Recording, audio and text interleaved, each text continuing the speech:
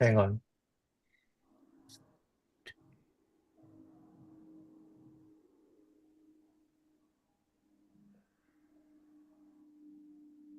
Hello, everyone. Let's just uh, do a 1-2 minute silent meditation while we are waiting for the other students to come on. And actually, we have a surprise for everyone today, but as you can see on the camera, so let's just take a minute.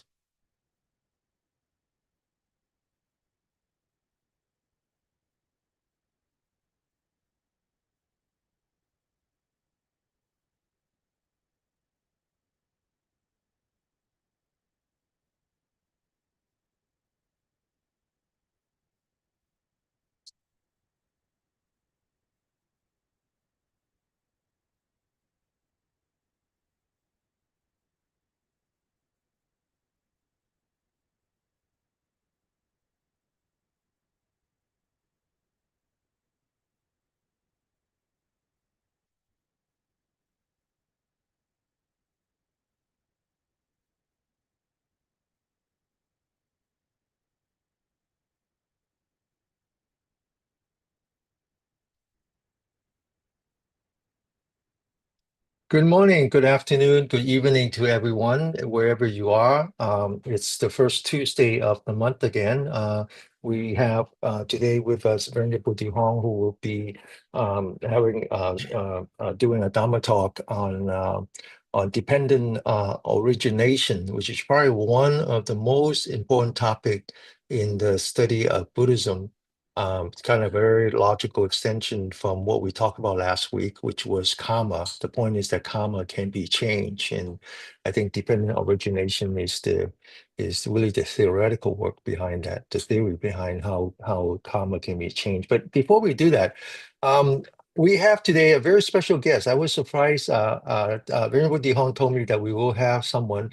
I'm very happy to actually see Gail Hayssen, um, whom I don't know that well, except that a couple of weeks ago, Venerable De Hong posted a interview that he did with Gail, a podcast, a video podcast that he did, and I really enjoyed the interview.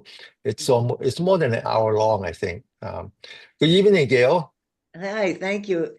I I actually just after having that wonderful talk, I just sent a text saying if you have any events coming up that I can attend.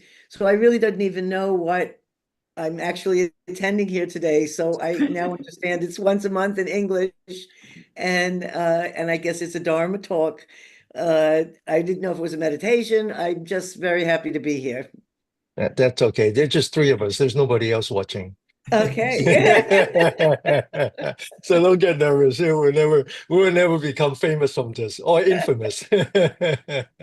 So I really this is for the benefit of students. I really want to get your perspective on that interview that you did with Venerable De Hong, because as far as I understand, you don't actually know him that well, except I after the interview.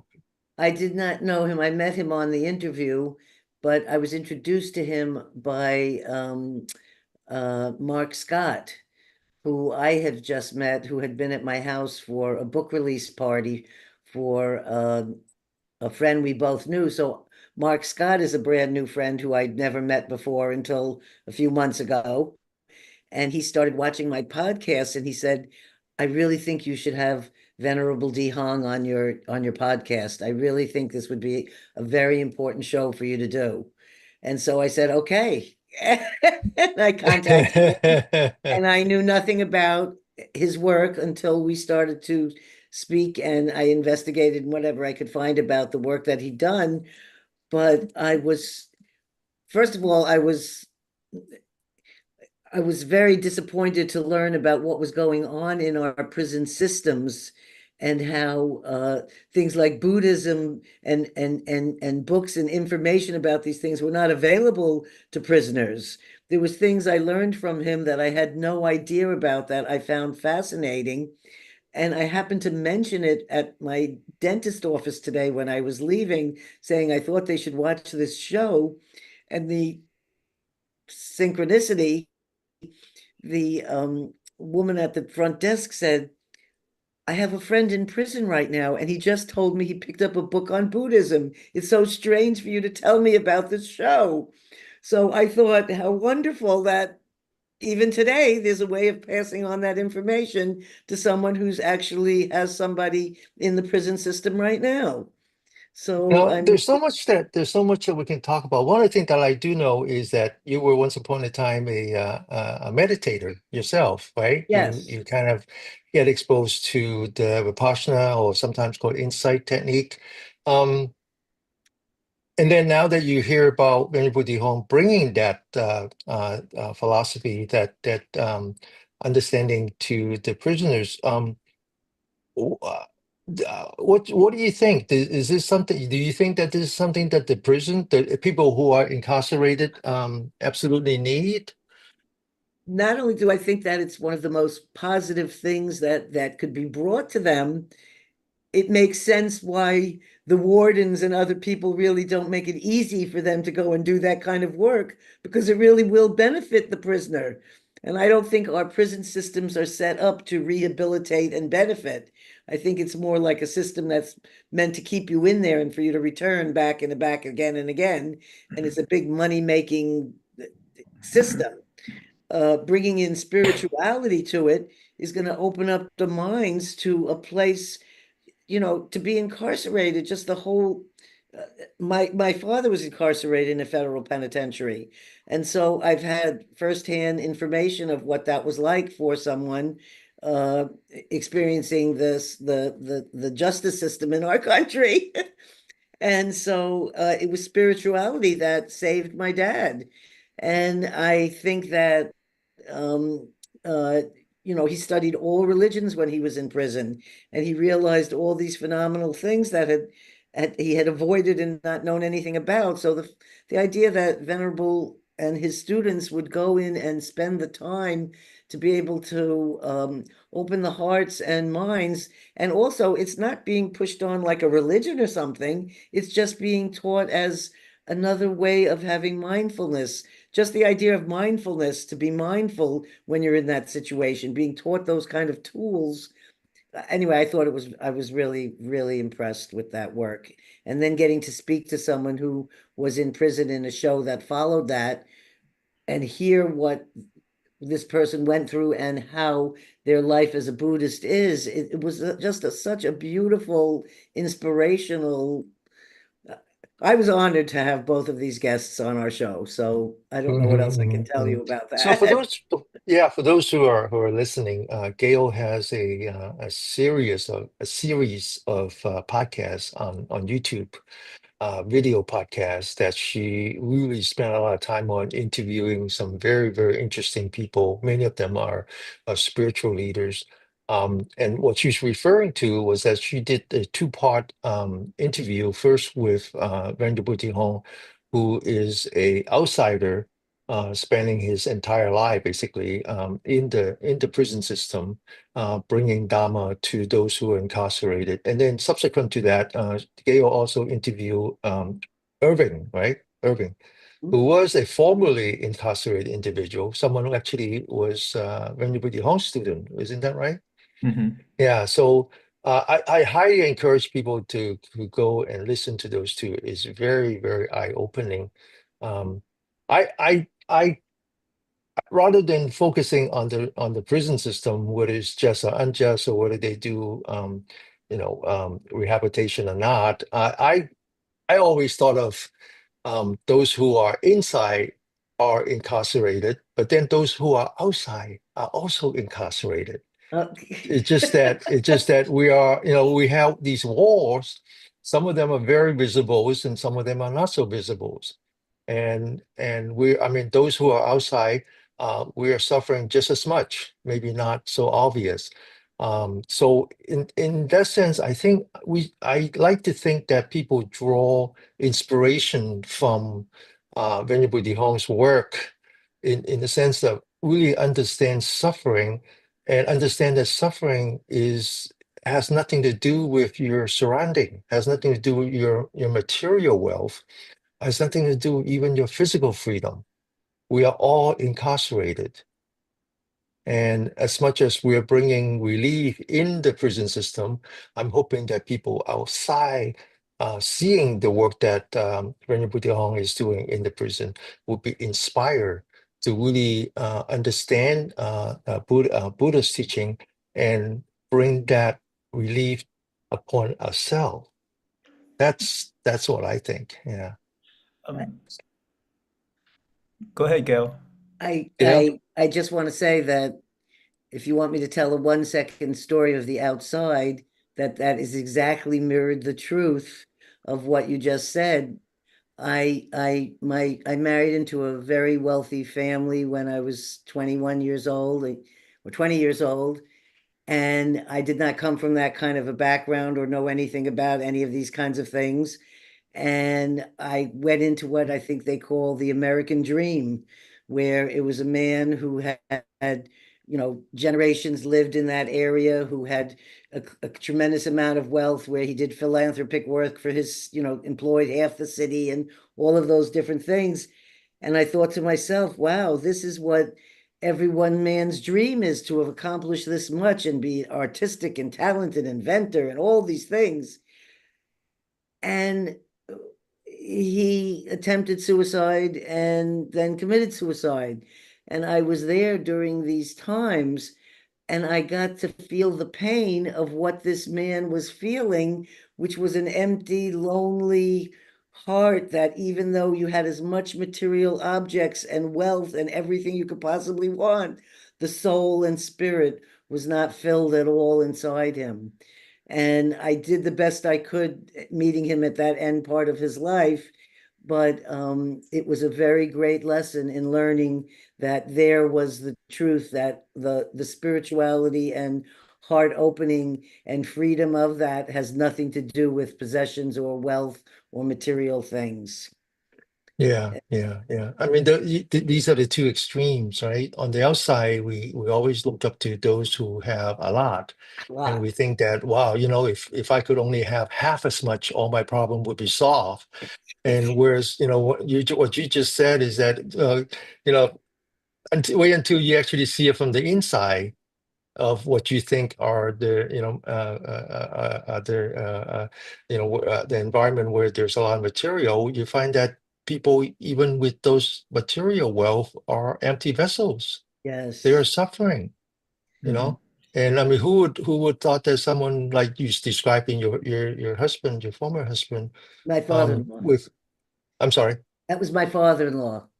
Oh, I'm sorry. I'm sorry. Your Yes, yes, father-in-law, your yes, father. Yeah, yeah, yeah. So um, yeah, who would have thought? It's just incomprehensible, yes, right?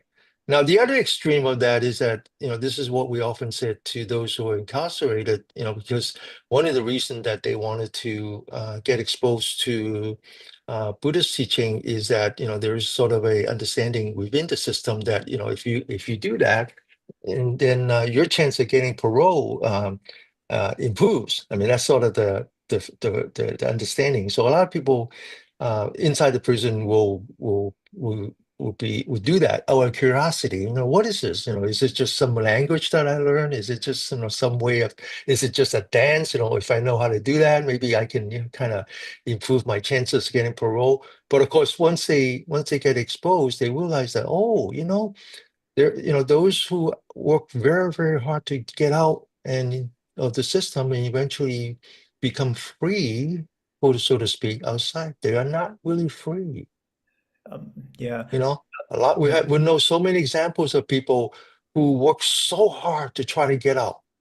And once they're out, they say, "Oh, I'm in prison. This is just like the way it was." Yeah. yeah. Venerable, you were saying? Yeah, well, just a bit like they get out and then they work like three jobs, then, 60, 70 hours a week. Then what is the point of life? What is the point of living, right? That's the one thing. And just so you guys know, I just found out over the Thanksgiving holiday, I texted a guy who spent 10 years in prison.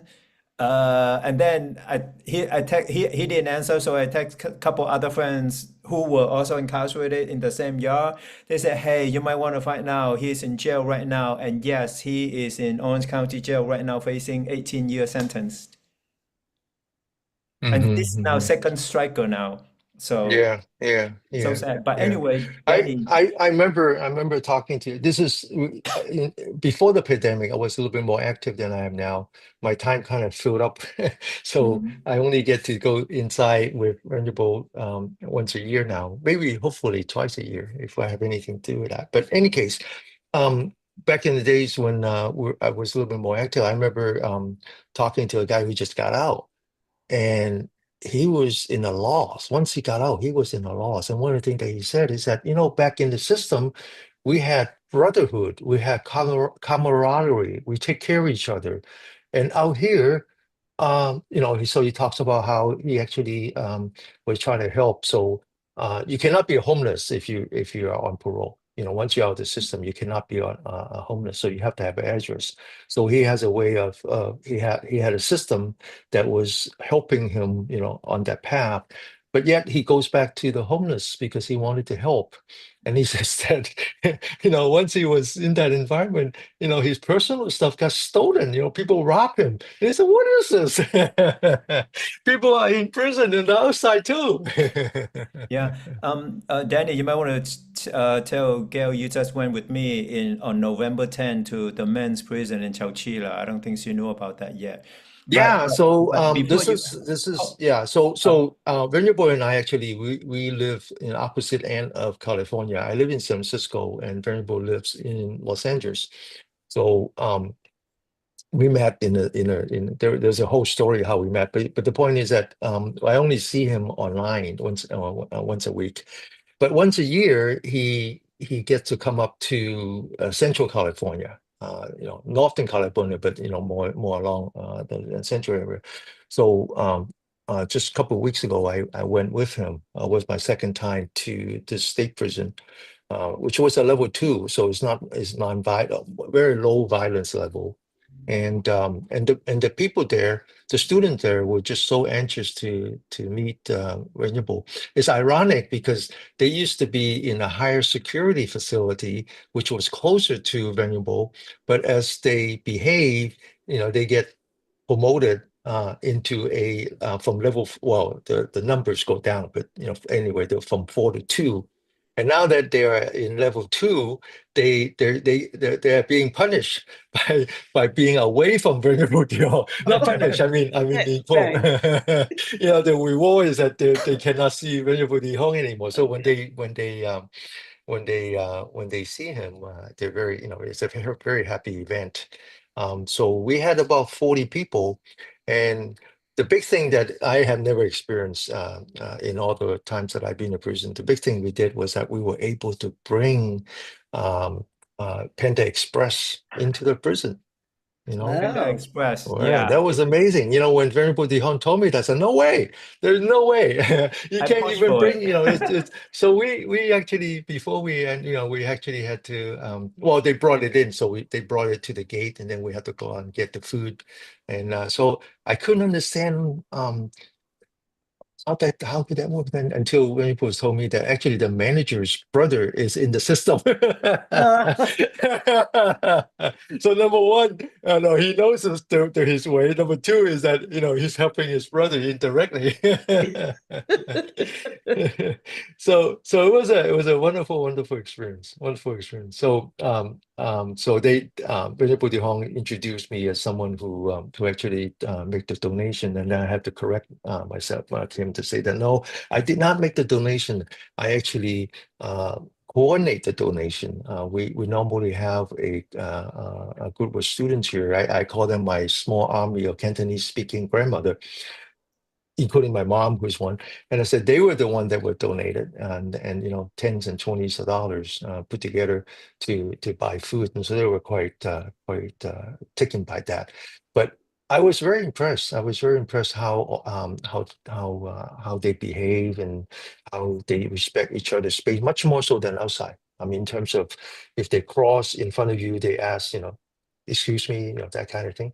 And then by the time we get ready for lunch, within that group, they're very self-organizing. So like half a dozen people would be the volunteer.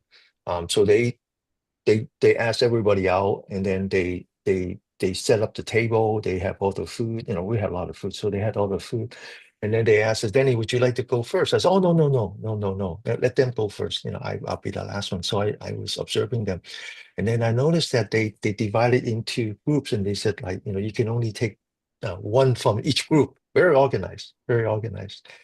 And everyone was so happy. And some of the older individuals, because they can't eat that much, so they would know that. So they bring their little Tupperware, so that they eat whatever they can, and then they leave. I mean, it's like, this is the best food you cannot imagine how Decades. grateful and how appreciative they are, because they get 2 pieces of bread a day. This is how crazy it is. We, as a taxpayer, we spent 110,000 or 120,000 now, whatever, 132 $132,000 per individual. We spend less than that. I mean, you can have a child go to a private school, and you only need to spend half of that, room and board, right? But we spend $132,000 per individual, and they get 2 pieces of bread a day that if they accidentally left on the table, the rat won't eat it. Anyway, so they were so happy, and they were getting the food. They were very, very organized. So, so by the time it was my turn, I walk up to the line, and I don't eat too much meat, So I see that they have chow mein and fried rice, So I asked, well, can I have chow mein and fried rice? And the guy looked at me and said, no, you can only have one item from this group. I was going to say, do you know who I am? But it was but no, that part is probably the least important. The one that is important is that it's as if we are bringing. The best way I can explain it is that it's as if Venerable De Hong is bringing water to the desert. Yes. That's it's just amazing. And I think he inspires other people to want to help him to do what he does. Yeah. Or even if they cannot afford the time, then perhaps support him financially. This man spends his savings. He was an engineer once, and whatever money he made for his retirement is he's spending. He's not spending his kids' inheritance, but he has no kids. But that's basically what he's doing. And little things like bringing books to inside, and giving them stamps so they can write to Venerable, Or to their and families. or to their families. Yeah, and turn it on. The impact that Venerable De Hong made in the system is tremendous. Not only is he changing the individual, he's changing the individual cellmate, he's changing the guards, he's changing the inmate's family. Yeah. That's how important that work is. And Right? 5,000 books, I think he said on the show, 5,000 books he had got donated that he was able to distribute to the prisons. So that someone like the person I spoke to today's boyfriend picked up a Buddhist book. And I'm saying had to have left there because of him. It would not have been there. So I hope those who are listening on the outside, I'm so happy that Gail's here, because I can't help but to remember that joke about 2 girls that sit in the bar. Both are from Hollywood stars, and one girl was talking and talking and talking, and then he says, "Okay, well, enough about me. Why don't you talk about me?" So I'm glad that Gail's here, because she can talk about Venerable De Hong. Otherwise, just the two, Venerable De Hong and I are just like the 2 girls. We talk about each other. I'm so glad that you had that experience, talking to Venerable, and what do you think of this particular individual, this Venerable De Hong, his experience and all that? Well, You interview his life story, right? yes, and I was after you speak with someone that way, the rest of your whole day is very uplifted and you're feeling in such a appreciative and grateful space. And uh and I didn't just I felt like I'd see him and speak to him again, and I did. So I'm really glad that there's been sort of a connection that's been made after this meeting. I felt like I wanted to go with him, which I said on our show. I said, I'd like to go with, I wanted to go with him to the prison, and I wanted to make, it's funny that you would speak about the bringing Panda Express, because I wanted to bring, the Gail Express. I wanted to make all this food that I would bring there, whether it was desserts or cookies or whatever, chocolates. I thought, oh, great, I'll visit, I'll bring all this food. And then I found out about the real reality of what he, so the patience that he has to continue and the persistence with having to deal with bureaucratic stuff is admirable. I'm just, you have to have the patience of a Buddhist monk. It's a very solitary effort. There's a difference between being solitary and being lonely. It's not lonely because you have people around you, right? That's why you're there. But he is on his own. He is on his own, and it takes it takes a lot of determination and dedication to do what. But he does have one secret weapon, which you also have, is that he was traumatized. Look, this is very important. Like this is he's in the populations where obviously, we don't talk about why they were there. We don't judge. We don't say whether they deserve the punishment or they don't deserve. That's not the point. The point is that we're trying to get them to open up, to understand why they were there in the first place. And we try to give them some idea that, maybe, we are all traumatized. And I might have just come from that, a trauma. So Venerable De Hong, being a highly educated Buddhist philosopher, Buddhist clinician, he's able to talk in terms of generational trauma, environmental trauma, childhood trauma, He grew up in Vietnam when and then he bombs himself, were, this I is mean, yeah, that's yeah, quite an entrance into, as a young child, it's quite an yes, entrance into the world. yeah, This is yeah. my three podcasts, him, Irv, and this woman that I have coming out on December 11th named Robin Lansong, all had incredible traumas. And the traumas that these people went through and the resilience, this young woman, well, she's not, I mean, she's in her 50s now, but when she was 7 and 8 years old, went through horrific trauma, being abducted and brought to the Rhodesian War in 1977 and being shot, and all these unbelievable things happened to this woman. And she was saved by, somebody in a village in Zimbabwe who sung her back to life. And this was someone who risked her life caring for some abandoned being. And to hear these stories of what all these people, Venerable, Irv, her, my own self, all these different traumas that people have lived through and then chose a path in life to help others is the most beautiful story. And Yes, yes, I yes. I just, and to be able to have a way that I can actually share those stories with other people, I would like to get more exposure, because I feel like, not because I have no desire to be famous in podcast world, but I have the desire that other people should hear these stories. They're not coming from famous people. They're coming from people on the ground, or whatever you want to call it, regular people, or Yeah, I don't know what the word is for. yeah, yeah, yeah, And yeah. they're warriors, they're heroes, they're amazing human beings. Yes, yes, yes, yes. And that Yeah, the so number one, you're not alone. right, You're and not you can alone. Yeah, survive and yeah. rise up from incredible, what they call it now in therapy, I guess in the last 20 years, is post-traumatic growth. That's what Mhm. the therapy community uses as the word for people who've, from this trauma, they've grown to be other individuals that are compassionate, caring, beings doing work to help others. It's, I mean, it's an amazing thing.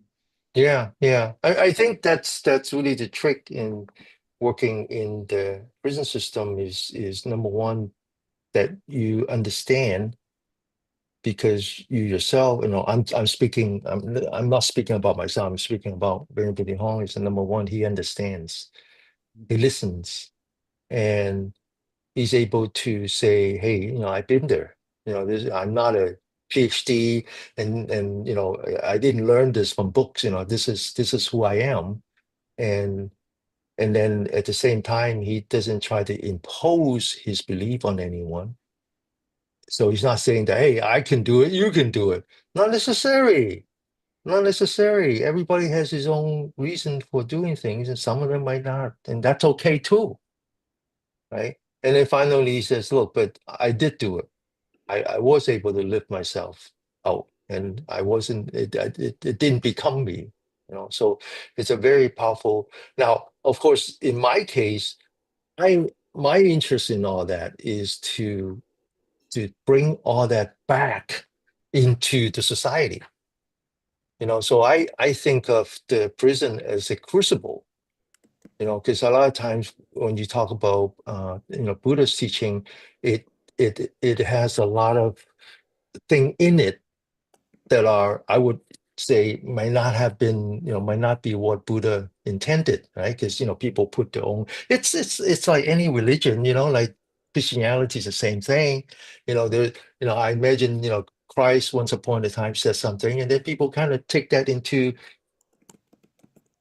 their own way, right? And then, but the thing is that if you bring the Buddhist teaching back into the prison, this is a real environment. This is not an environment you can afford a lot of excuse my French, but you can't afford any kind of bullshit. People don't take bullshit in there. And so I see it as a crucible. It's like you have gold that has been contaminated. You bring it into a crucible, you melt it, and then all the contaminants disappear because it couldn't afford the fire. And then when he brings it back out, that's what we would like to have outside. That's where I'm at right now, is to really, take what Venerable De Hong have practiced in there. And it's just like Christianity. The people worship Christ, whereas they should be following Christ. And turns out that people who call themselves Buddhists, they worship Buddha instead of following Buddha. Or being Buddha. Or being Buddha, or returning to Buddhahood. Once we were all pure, we were all enlightened being once upon a time, but we need to go back. We need to go back. So it's I remember I have an English class on Saturday, and I imagine most of the people that come to my class didn't vote for Trump. I'm sure of it. In fact, right after the selection, I said, if you vote for Trump, you're in the wrong class.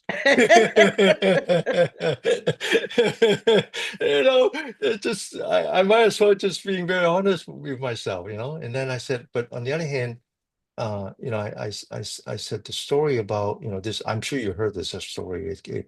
A very famous priest repeated the story, but the story actually came as a Native American story, where the grandfather speaks to his grandson. He said, there are two wolves inside of us. One is loving kindness and compassion, and the other one is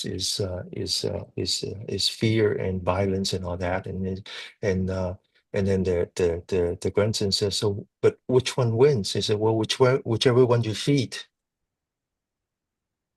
and I try to explain my students that, well, the difference in Buddhist teaching is not that there's two co-equal parts. We are compassionate. We are full of loving kindness. We're full of empathy. We're full of that. It's what's inside of us. So as opposed to just saying, there's two choices, one on each shoulder, The Buddhist teaching is really that it's all in, the goodness is inside of us. It's like the sun that is always shining upon us. But sometimes we turn our back to it, or that we cover ourselves with black clouds. So the trick is to push that all away, you know. So, and I think that's the trick. That is the trick. That's why going into the prison, if you have a chance, you should go. You really should go. It's in some way it's intoxicating. And let me explain. When I talk to my wife about going to prison, she always say, "Well, are the guards there with you?" No, there are no guards. You guys separate by bars, windows, no. There's nothing. There's nothing. I remember one day I got in there early, and so I sat and meditating and opened my eyes. There were two big guys, one on each side, and they were full of tattoos. Like I just said, wow. But we're not fearful. We're not fearful because to be able to go in and be part of that, you have to remove all your what we call the hindrances and let your inner self reveal itself.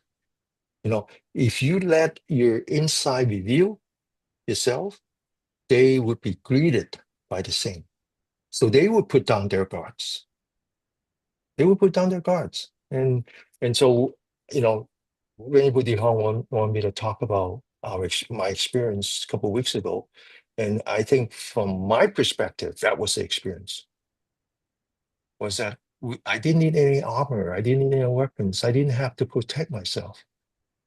Because with Venerable De Hong there, I let my inner self reveal itself. And then I was greeted with the same. Even though they might have been murderers or rapers or whatever. The point is that everybody is capable of goodness. That's our belief, right? Yeah. So if you have a chance, you should go. It's really intoxicating. Yeah, it's really intoxicating. Not because you think that you're providing service to anyone. No, not that at all. But that it's actually a spiritual practice. Mhm. It's actually a spiritual practice. It's good for us as much as probably even more so than them. So when you put the home, I don't think that he's really providing a service. I think he's practicing. Yeah, right. Yeah, yeah. He's practicing. See, he said it. He's practicing. This is his spiritual practice. This is his spiritual practice. Yep. So I don't think you're gonna have time to do a Dharma talk today. What do you think? Correct. Why don't we No. postpone that by a week? Let's just Yeah. meditate then. Let's meditate. Okay. All right. All right. Okay, so I'm gonna put him on highlight him, so only show him on the outside. You can feel free to turn off your camera or not, and then we'll have a closing discussion. Okay, Gail? Looks good. Good. All right. Okay. Let's allow yourself to sit properly. Whether you are sitting or lying down or standing, that's okay. And let's take some deep breaths in through your nose and out through your mouth to relax your body. Notice when you breathe in, your body may tense up a little bit, but when you breathe out, it takes no effort, and that's how you can relax your body. Be it the tension in your forehead, your neck and shoulders, your lower back. Just try to relax. It helps to let go of your thoughts, thinking, planning, fear, worry. Let it all go. It's also good to remind yourself that you are safe. Tell your brain that you are safe, just so that your brain does not have to be in hypervigilant mode. Allow your mind, your heart to open to what will come up as you are sitting.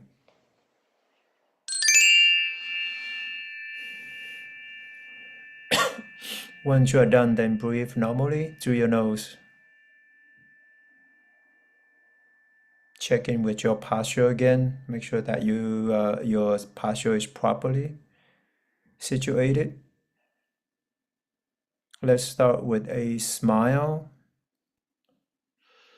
Notice how you feel when you smile,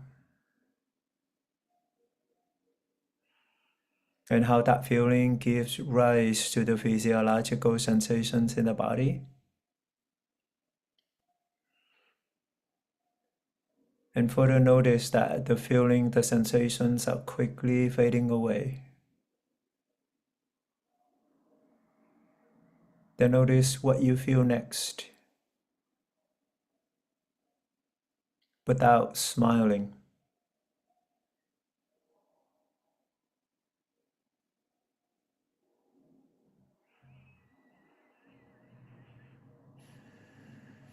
Let's move on with the sense door practice by first noticing your environment, the space around you, the room temperature. Let's check in with your mind, see how busy it is with thoughts, restless wandering around, easily distracted. Your feeling, your emotion, your mood, your attitude, all of this come from your mind.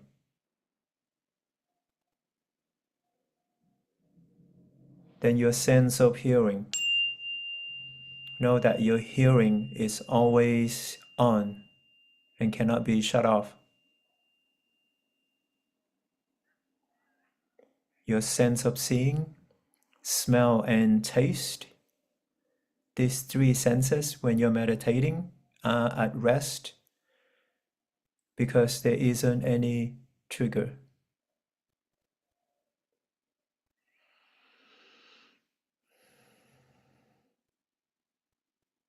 Then your sense of touch in the body, simply being aware of any sensation or tension or tightness or physical pain that is constantly taking place and changing throughout your body.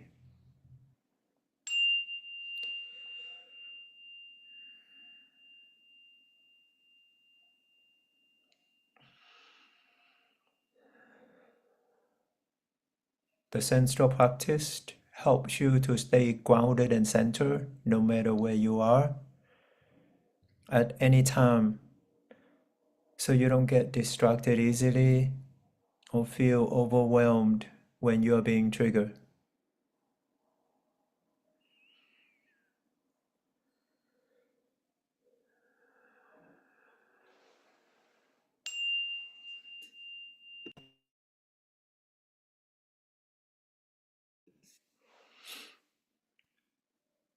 Just keep your awareness with the breath, and let's relax and use this time for the next couple minutes to process the thoughts in your conscious mind.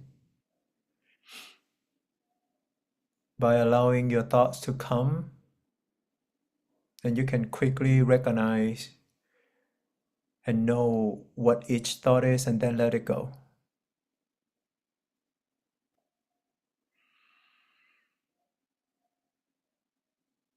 It is continuously coming and going, and that's how the thoughts are. You have no power, you have no control over the thoughts that come up, but you do have the power, this power of mindfulness,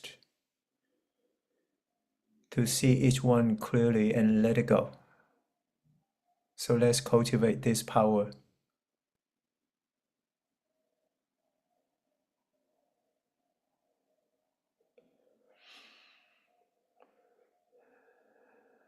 The stronger your power of mindfulness is, the less reactive you are, the less judging you are, the more at peace you are.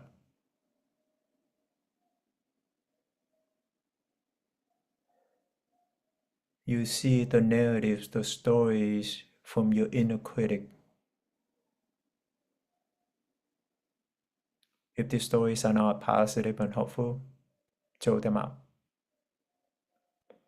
Over time, you can even silence your inner critic.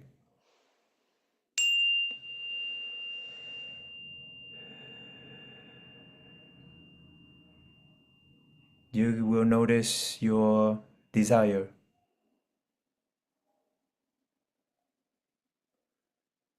The desire to be alive, to live properly, happily, are healthy desires. You noticed craving. If you're craving for something, don't let that, just be aware that it could affect your mental well-being.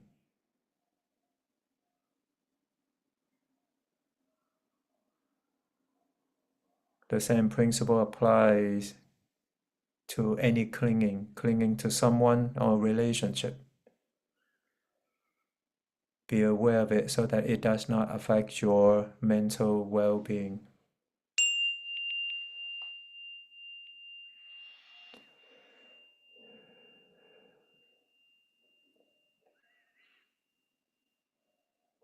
This is one way that you are seeing what's going on in your mind, and you know what to do. In a sense, you are becoming your own therapist, because only you know what's going on in your mind.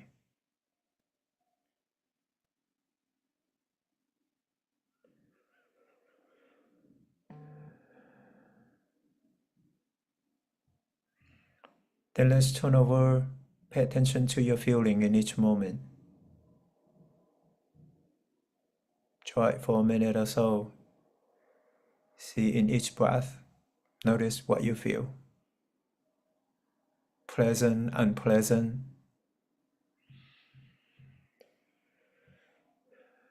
See how you're feeling constantly changing.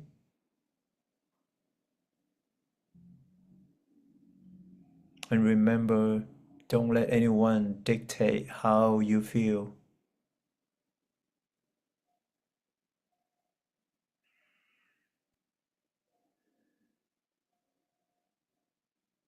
You can cultivate from within a sense of calmness and peace, even a bit of joy.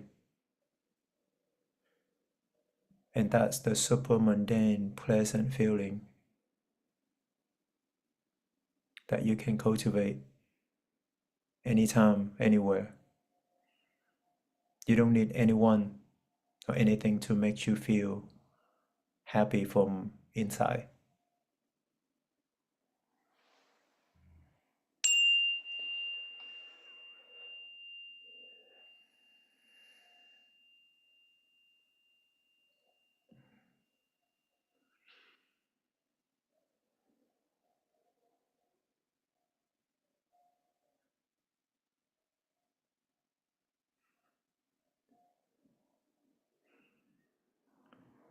Let's still staying with the breath, with your awareness. Let's continue with the practice of gratitude. The Buddha said there are two kinds of people that are hard to find. One is doing the kindness, the other is grateful for the kindness done. There's a difference between gratitude and appreciation. Appreciation means that someone is making an extra step to help you, and it's because that's part of their job.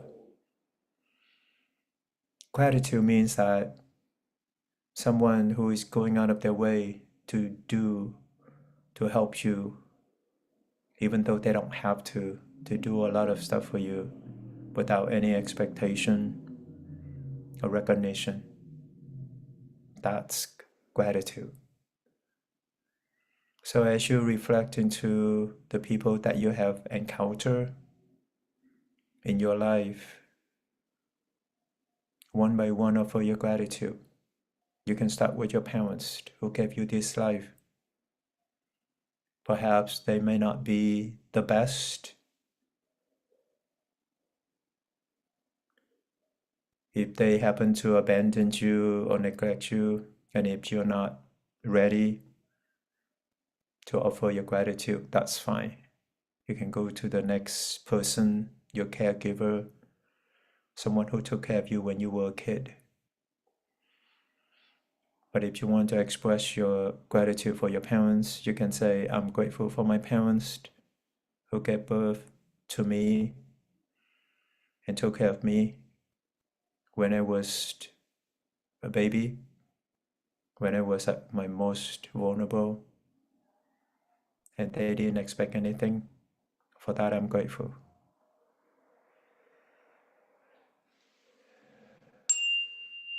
Then on to your caregivers, if any, your relatives, your spouse, your children, if you have any siblings who helped you with everything that allows you to become who you are today.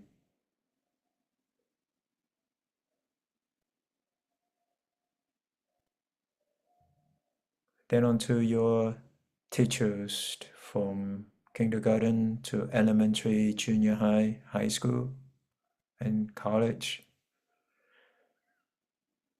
There were teachers who went out of their way to make sure that you learn, just so that you can succeed in society, in your career.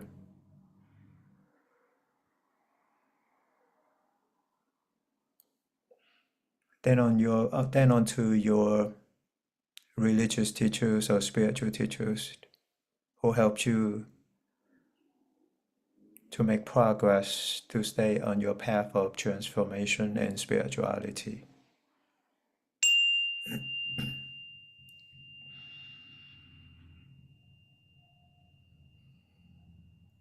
Then unto friends who have helped you through your ups and downs without any expectation or recognition.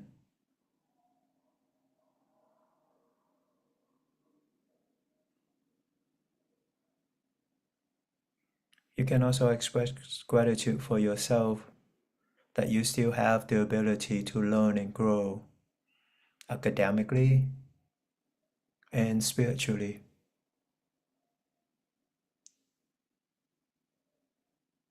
And notice how you feel when you practice gratitude. Notice that feeling from inside and how that feeling affects your body.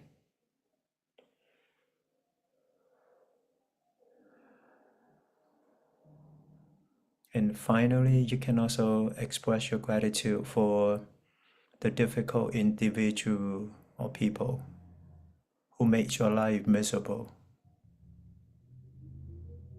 And if you're willing to, you can say the following: I'm grateful for so-and-so who made my life miserable, who made me realize that I need to work on my patience and compassion for myself.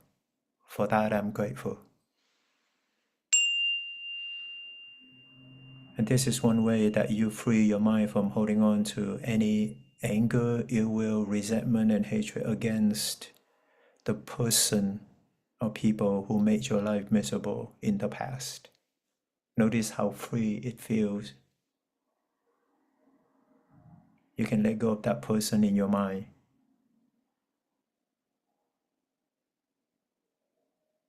Let's sit in silence for the next couple minutes. Let's continue to practice gratitude.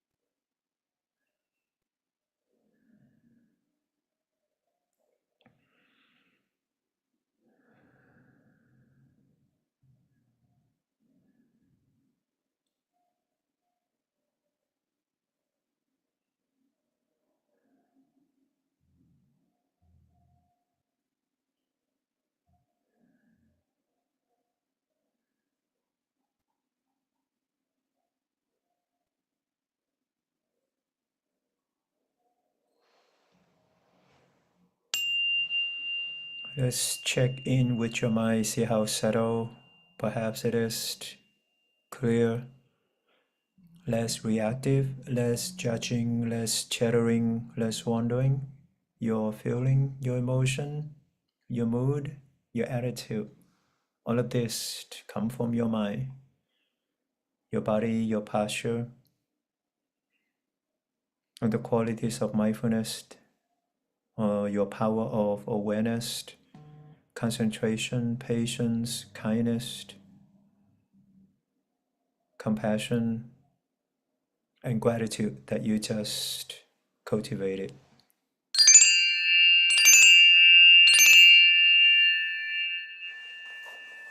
With that, I hand it over to Danny. Thank you.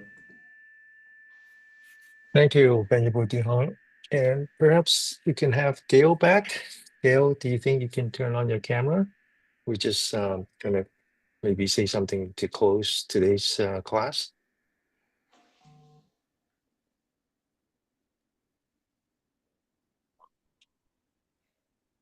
Right there. There you Sorry, I go. was laying down on the floor for the meditation. As you're supposed to. Now you want me to come back into my body all of a sudden? Okay. Well, that's asking a little bit too much. I'm sorry, I didn't even So even though we didn't get to talk about today's subject, in a way we show the essence of dependent origination. Because one of the important concepts in Buddhism is something called impermanence. Things are never permanent. It's never permanently good and it's never permanently bad. And people often think that, oh, impermanence, that's like random, shit just happens. No, that's not the case. Everything has everything has a seed, and things don't happen unless someone planted the seed. And so today happened because Gail planted the seed with Venerable De Hong during the interview. And someone else planted the seed for that to happen. So you have to have the seed before you can have the result. But in the middle is really where you put the effort. And I always said that if you want to grow tomato, you got to start with the seed. If you don't have any seed, you're never going to have tomato. But just because you have seeds, you have to have the right conditions. You can't just put the seeds in cement and expect it to grow. It takes a lot of work. And so I think in any relationship, whether it's good or bad, it takes effort. It takes a lot of effort to have a bad relationship, turns out.